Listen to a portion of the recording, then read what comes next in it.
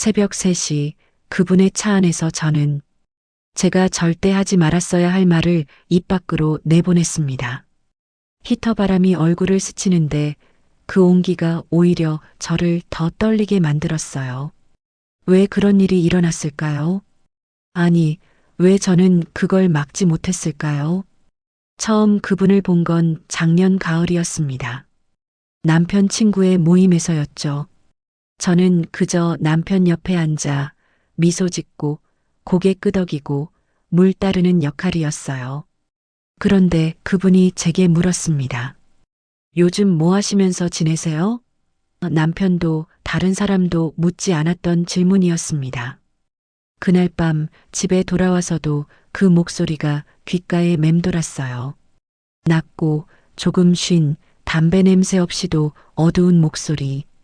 저는 거울 앞에서 한참을 서 있었습니다. 얼굴에 주름이 하나 더 생긴 것 같았어요. 두 번째로 만난 건 우연이 아니었습니다. 남편이 출장 간 주말, 저는 평소 가지 않던 서점에 갔어요. 그분이 추천했던 책이 있는 곳이었죠. 서가 앞에서 책 제목을 찾고 있는데 등 뒤에서 목소리가 들렸습니다. 그 책, 두 번째 줄 왼쪽에서 세 번째예요. 돌아보지 않았는데도 그분인 걸 알았어요. 심장이 아니라 목이 먼저 반응했습니다. 침을 삼키는데 그 소리가 너무 크게 들렸어요. 그분과 커피를 마시게 된 건 제가 먼저 제안했습니다. 서점 1층 카페에서 창가 자리에 마주 앉았어요. 겨울 햇살이 테이블 위에 네모나게 놓여 있었고 저는 그 빛의 경계선을 손가락으로 따라 그렸습니다. 저 이러면 안 되는 거 아닌가요? 제가 먼저 말했어요. 그분은 대답하지 않았습니다. 그저 커피잔을 들어 입술에 갖다 대고 마시지도 않은 채 한참을 그대로 있었어요. 저는 그 침묵이 무슨 뜻인지 알았습니다. 아니, 알고 싶지 않았는데 알아버렸어요. 그리고 그날 저는 집으로 돌아가지 않고 한강 다리 위에 차를 세웠습니다. 강물이 검었어요.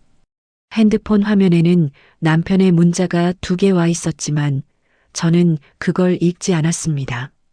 대신 그분의 이름을 검색창에 쳤다가 지우고 다시 쳤다가 지웠어요. 세 번째 칠 때쯤 손이 떨려서 엉뚱한 글자가 입력됐고 저는 그제야 핸들에 이마를 기댔습니다. 이러면 안 된다는 걸 알면서도 저는 그분에게 문자를 보냈어요. 지금 어디세요? 그분이 온다고 했습니다. 30분 뒤에 한강 주차장에서 만나자고 했어요. 저는 그 30분 동안 백미러로 제 얼굴을 계속 확인했습니다. 립스틱을 다시 바를까 하다가 관뒀어요. 왜냐하면 그건 인정하는 거니까요. 대신 머리카락만 귀 뒤로 넘기고 다시 풀고 또 넘겼습니다. 손끝이 차가웠어요. 차 히터를 최대로 틀었는데도 손만은 따뜻해지지 않았어요. 그분의 차가 옆에 섰습니다. 검은색 세단이었어요. 창문이 내려가고 그분이 고개를 내밀어 저를 봤습니다. 괜찮으세요? 괜찮을 리가 없었죠. 저는 고개를 끄덕였어요. 그분이 말했습니다. 제 차로 오시겠어요? 저는 안전벨트를 풀었습니다. 문을 열고 추운 바람을 맞으며 그분의 조수석에 탔어요. 문을 닫는 순간 세상이 조용해졌습니다. 그분의 차는 제 차보다 훨씬 조용했어요. 엔진 소리도 바람 소리도 들리지 않았고 그저 우리 둘의 숨소리만 남았습니다. 왜 여기 계셨어요? 이 추운 밤에. 그분이 물었어요. 저는 대답할 수 없었습니다.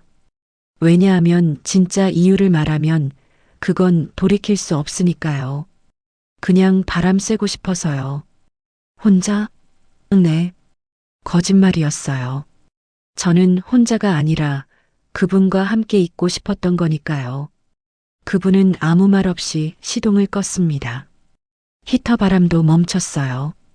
그런데 이상하게 차 안이 더 따뜻해졌습니다. 아니, 따뜻하다기보다는 답답했어요. 숨이 가빠지는 느낌이었어요. 저 왜 오셨어요? 제가 물었습니다. 그분은 한참을 말이 없다가 핸들을 쥐었어요. 열 손가락으로 아주 세게요. 모르겠어요. 모른다는 게 무슨 뜻이에요? 그냥 와야 할 것 같았어요. 그 말을 듣는 순간 저는 조수석 손잡이를 잡았습니다. 도망가야 한다고 생각했어요. 지금 당장 이 차에서 내려서 제 차로 돌아가서 집으로 가야 한다고요. 그런데 손잡이를 당기지 못했습니다. 손가락에 힘이 들어가지 않았어요. 당신, 그분이 말을 시작했습니다. 그리고 멈췄어요. 저는 그 멈춤 속에서 그분이 하려던 말을 다 들었습니다. 당신도 그렇죠? 제가 대신 물었어요. 그분이 고개를 돌려 저를 봤습니다. 가로등 빛이 그분의 얼굴 반쪽만 비추고 있었어요. 나머지 반쪽은 어둠 속이었죠. 저는 그 어둠 속 눈을 보고 있었습니다. 그렇습니다. 그분이 대답했어요. 목소리가 갈라졌어요. 저는 숨을 참았습니다. 그러지 않으면 울 것 같았으니까요. 울면 안 됐어요. 울면 이건 진짜가 되니까요. 우리 이러면 안 되는 거 아닌가요? 제가 다시 물었습니다. 안 되죠. 그럼 왜? 모르겠어요. 저도 모르겠어요. 그분이 고개를 떨궜어요. 두 손으로 얼굴을 감쌌습니다. 어깨가 떨렸어요. 저는 처음으로 그분도 저만큼 두려워하고 있다는 걸 알았습니다. 제가 말했습니다. 저는 당신이 날 처음 봤을 때부터 뭔가 달라졌어요. 아무도 안 물어봤던 걸 물어봐 주셨잖아요. 나한테 관심이 있다는 듯이요. 저는 한참 동안 그런 시선 받아본 적이 없었거든요. 제 목소리가 떨렸어요. 남편은 절 안 봐요. 매일 같이 자고 일어나는데 저를 안 봐요. 그냥 있는 사람, 밥 차려주는 사람, 빨래 개는 사람. 그게 전부예요. 근데 당신은 더 말할 수 없었어요. 목이 메어서요. 그분이 손을 뻗었습니다. 제 손을 잡으려는 게 아니었어요. 그저 손등을 아주 가볍게 손가락 끝으로 스쳤습니다. 깃털처럼요. 그런데 그 가벼운 접촉이 온몸을 뜨겁게 만들었어요. 저도, 그분이 말했습니다. 저도 당신을 처음 봤을 때부터 당신 목소리가 계속 들렸어요. 집에 가서도 일하면서도 혼자 차 안에 있을 때도요. 이러면 안 되는 거 아는데. 그분의 손가락이 제 손등에서 천천히 손목으로 올라왔어요. 멈출 수가 없었어요. 저는 그 순간 선택해야 한다는 걸 알았습니다. 지금 이 손을 뿌리치고 나가면 모든 게 끝나요. 아무 일도 없던 거예요. 그냥 외로운 중년 여자의 착각이었던 거죠. 하지만 만약 이 손을 잡으면 저는 돌아갈 수 없어요. 제 결혼도, 제 일상도, 제가 지켜온 모든 것들이 무너질 수도 있어요. 그런데 이상했어요. 그게 두렵지 않았어요. 오히려 지금 이 손을 놓치는 게 더 두려웠어요. 제가 속삭였습니다. 당신 손 잡아도 돼요?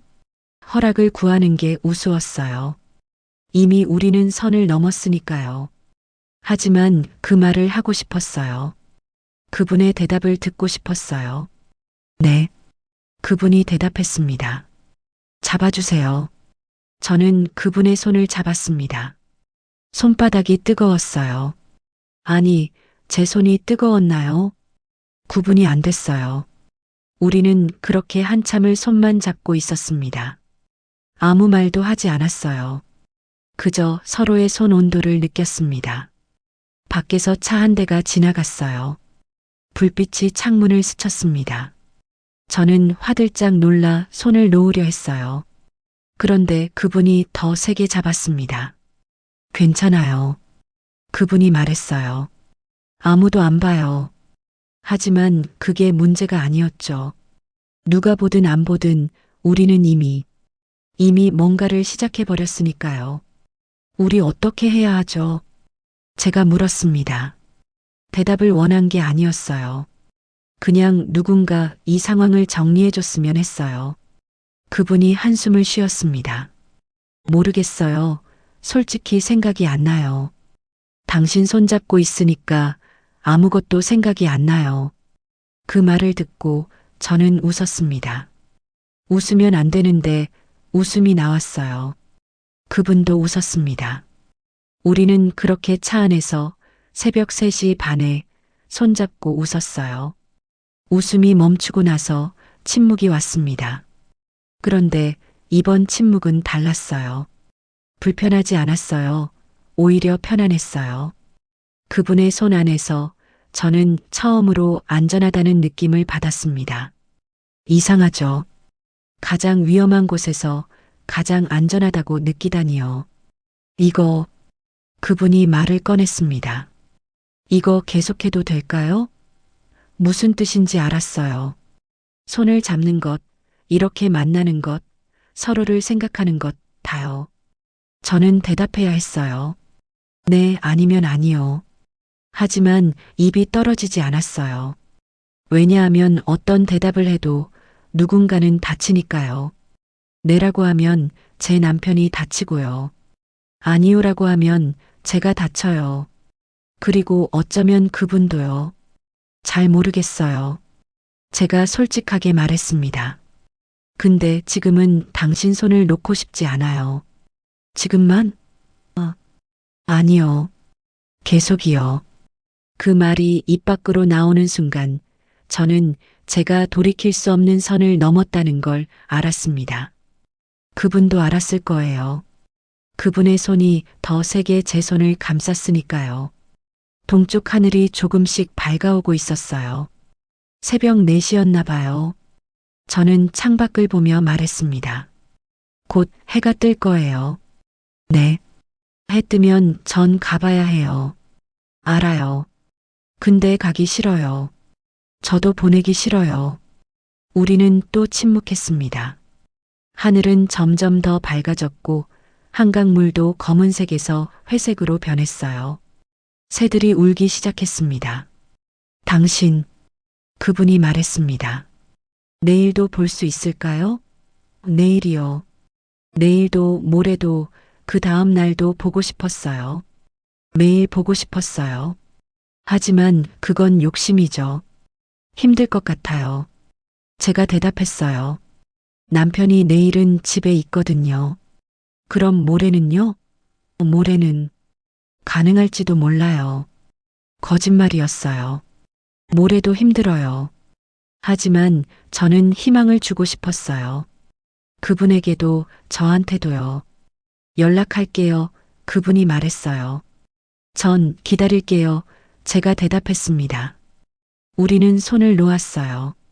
천천히요. 손가락 하나하나가 떨어질 때마다 뭔가 제 안에서 무너지는 느낌이었어요.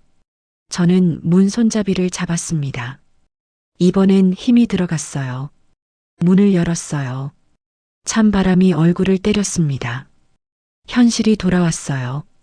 차에서 내려 몇 걸음 걷다가 저는 뒤를 돌아봤습니다. 그분도 저를 보고 있었어요. 창문 너머로요. 우리는 서로를 보며 아무 말도 하지 않았어요. 그저 봤어요. 그게 우리가 할 수 있는 전부였으니까요. 제 차에 타서 시동을 걸었습니다. 백미러로 그분의 차를 봤어요. 그분도 시동을 걸었습니다. 우리는 동시에 출발했어요. 서로 다른 방향으로요. 저는 집으로 가는 길에 라디오를 켰습니다. 뉴스가 나왔어요. 날씨가 추워진다고 했어요. 폭설주의보래요. 하지만 저는 춥지 않았어요. 온몸이 뜨거웠어요. 그분의 손 온도가 아직 남아 있었으니까요. 그 후로 우리는 일주일에 한 번씩 만났습니다. 항상 새벽이었어요. 항상 그분의 차 안이었고요. 우리는 손을 잡고 이야기하고 때로는 아무 말 없이 그저 함께 있었어요. 그게 전부였습니다. 키스도 포옹도 없었어요. 하지만 그게 더 깊었어요.